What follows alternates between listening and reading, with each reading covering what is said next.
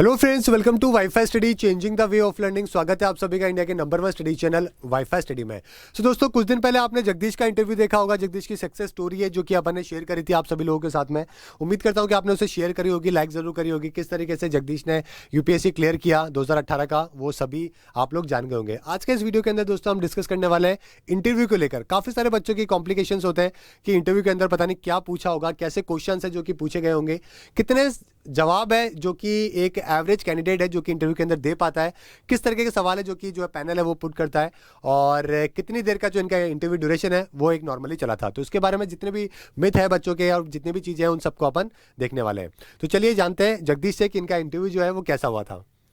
जी, मेरा इंटरव्यू मेरे हिसाब से थोड़ा स्ट्रेस इंटरव्यू टाइप का था कि उसमें आपको दबाव बनाया जाता है और ऐसे सवाल किए जाते हैं जो उनको पैनल को पता रहते हैं इसके बैकग्राउंड से नहीं है और इसको नहीं पता होंगे। तो उसमें वो आदमी कैसे रिएक्ट करता है प्रेशर की कंडीशन में। तो मेरा इंटरव्यू कम से कम 25 से 30 मिनट चला होगा। तो उस इंटरव्यू में 15 से 20 मिनट मुझे सॉरी बोलना पड़ा कम से कम। तो मैं इंटरव्यू से बिल्कुल भी संतुष्ट नहीं था, लेकिन मार्क्स मेरे ठीक थे, उसमें 171 मार्क्स थे।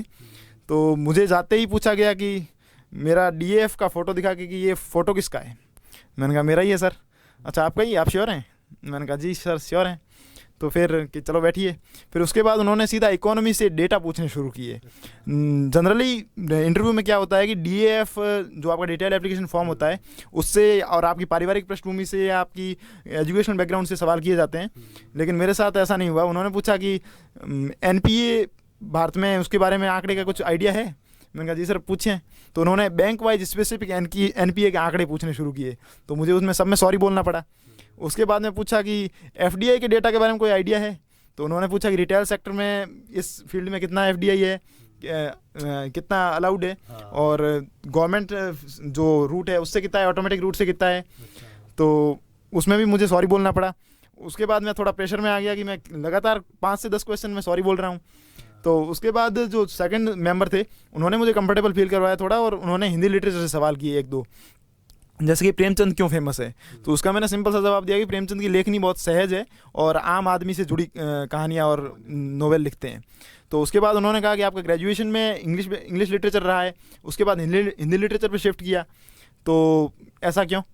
तो मैंने कहा इंग्लिश में सहज नहीं हो पाया था। फिर थर्ड मेंबर ने इंग्लिश लिटरेचर से सवाल करना शुरू कर दिया कि इंग्लिश में सहज नहीं हो, फिर इंग्लिश से सवाल करते हैं।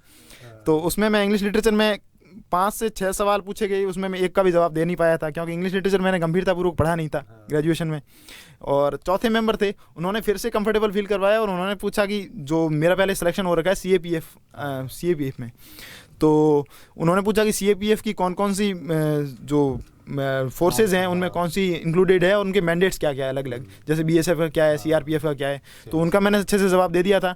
अंत में फिर से जो बोर्ड के चेयरमैन थे उन्होंने फिर से सवाल किया कि अच्छा, ये मुझे डाउट हो रहा है, ये फ़ोटो आपका ही है ना, ये फ़ोटो श्योर है आपका ही है। तो उन्होंने पता नहीं उसका पर्पज़ मुझे समझ नहीं आया कि क्यों पूछा उन्होंने। और उसके बाद फिर से उन्होंने 2-4 डेटा पूछ के और कि आपका इंटरव्यू ख़त्म हुआ। तो लास्ट में भी मुझे सॉरी बोलना पड़ा, डेटा मुझे पता नहीं थे। तो जहाँ तक इंटरव्यू के बारे में मेरा पर्सपेक्टिव है कि आप, ये ज़रूरी नहीं है या ये मैटर नहीं करता कि आप कितने सवालों में सॉरी बोलते हैं या कितने सवालों में आप अनकम्फर्टेबल हैं। आप जिन सवालों का जवाब देते हैं वो आप किस तरीके से देते हैं, तो वो मैटर करता है। आपको जो आता है वो अच्छे से प्रेजेंट करें, और आपको जो नहीं आता वो मैटर नहीं करता वैसे भी उनके लिए। आप अगर मेंस का एग्ज़ाम क्लियर करके वहाँ गए हैं तो उनको पता है कि इसके पास नॉलेज अच्छा खासा है। तो आप इंटरव्यू आपकी नॉलेज का टेस्ट नहीं है, वो आपकी पर्सनैलिटी का टेस्ट है। तो आप बिल्कुल भी घबराएं नहीं, अंडर कॉन्फिडेंट फील ना करें। आप जो हैं वो अपने आप को अच्छे से पेश करें, कोई भी ब्लफ ना करें और बिल्कुल भी झूठ बोलने की कोशिश ना करें या इंटरव्यू बोर्ड को घुमाने की कोशिश ना करें।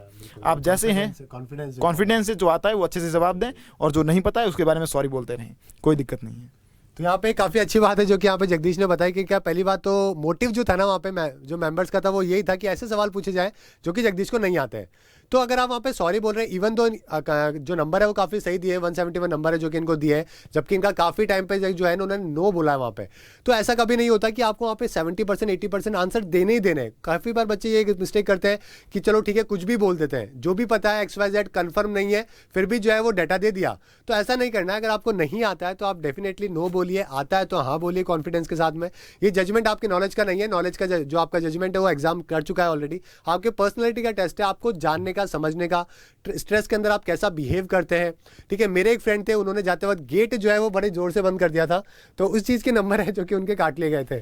काफ़ी अच्छा इंटरव्यू हुआ था। जाते वक्त उनसे कुछ सवाल पूछा, वो गुस्सा कर गए, उनको नहीं आया, जाते वक्त गेट जो है वो जोर से बंद कर दिया। तो उसकी वजह से एक जो मेंबर के पैनल है उन्होंने ही ये जो है एक्सपीरियंस है वो शेयर किया था काफ़ी सालों पहले मेरे साथ, कि हमने जो है पैनल के अंदर एक बच्चे को इस वजह से नंबर कम दिए क्योंकि उसका जो नेचर था वो कुछ आंसर नहीं आने के ऊपर एग्रेसिव हो गया था, और एग्रेसिवनेस ऑब्वियस आप सामने नहीं दिखा सकते, तो उन्होंने गेट के ऊपर दिखा दिया। तो इस वजह से तो कुल मिला के आपका जो वहाँ पे इंटरव्यू है दोस्तों वो आपके पर्सनालिटी को लेकर है। कुछ ऐसे और सवाल जो कि आपसे करे गए जो कि आपको लगा कि ये सवाल तो पूछे नहीं जाने चाहिए, फिर भी पूछ लिए, ऐसे और कोई सवाल? हाँ, ऐसे सवाल रहे। उन्होंने पूछा कि आपकी लाइफ का एक्सट्रीम गोल क्या है, आखिर क्या चाहते हैं आप अपने जीवन से।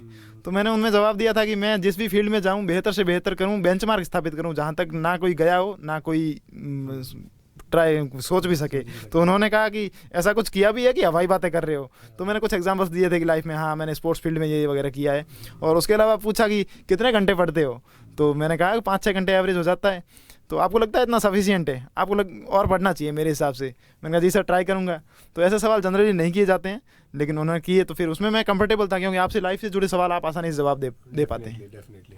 बस ये है कि कहीं पे भी ब्लफ करने की कोशिश ना करें। ठीक है, वो आपसे काफ़ी ज़्यादा एक्सपीरियंस्ड है, काफ़ी चीज़ें उन्होंने देखी है, हज़ारों बच्चों के इंटरव्यूज़ करे हैं अपनी लाइफ के अंदर। तो कभी भी ब्लफ करने की कोशिश ना करें, जो आप नहीं हो वो कभी प्रिटेंड करने की कोशिश ना करें। तो दोस्तों ये कुछ ऐसी चीज़ें थी जो कि जगदीश ने अपने साथ में शेयर करी, और इनके इंटरव्यू के क्वेश्चन थे जो कि इन्होंने बताए। मेजरली इनका इंटरव्यू के अंदर जो है वो जज किया गया कि ये प्रेशर के अंदर जो है वो कैसा बिहेव करते हैं। तो आपका वहाँ पे जब आपको क्वेश्चन नहीं आ रहे थे तब आप कैसे बिहेव कर रहे थे? मतलब आप जैसे आप अभी काफ़ी खुश हैं, आपने इसी तरीके से वहाँ पे अपना टेम्परामेंट दिखाया कि आपको थोड़ा सा नर्वस फील कर रहे थे कि नहीं मुझे क्वेश्चन नहीं आ रहे हैं, अब मुझे क्या करना चाहिए, मेरा इंटरव्यू बेकार हो जाएगा। तो आपका क्या उस टाइम पे प्रोस्पेक्टिव था?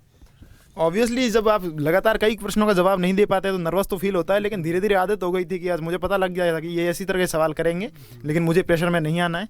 तो मैंने आराम से सॉरी बोलना शुरू कर दिया। धीरे धीरे प्रैक्टिस भी हो गई थी 10-15 मिनट बोलने के बाद। तो काफ़ी अच्छी चीज़ है जो कि यहाँ पे वो ये सब देखें दोस्तों, ये सब ऐसे डीप इंसाइट्स जो कि कोई आपको बताता नहीं है। आपके अगर कोई क्लोज है, अगर आपका कोई दोस्त है, उसका इंटरव्यू हुआ है, तो ही कुछ ऐसे चीज़ें हैं जो कि निकल के बाहर आती है, चीज़ें आपको बताई जाती हैं कि मैंने अपने इंटरव्यू के अंदर नो बहुत बोला। अक्सर लोग आपको ये बोलते हुए मिलेंगे कि नहीं मेरे इंटरव्यू के अंदर मैंने ये जवाब दिया, ये किया, 70% इंटरव्यू जो है मेरा काफ़ी बेटर हुआ, 80% मैंने आंसर करे।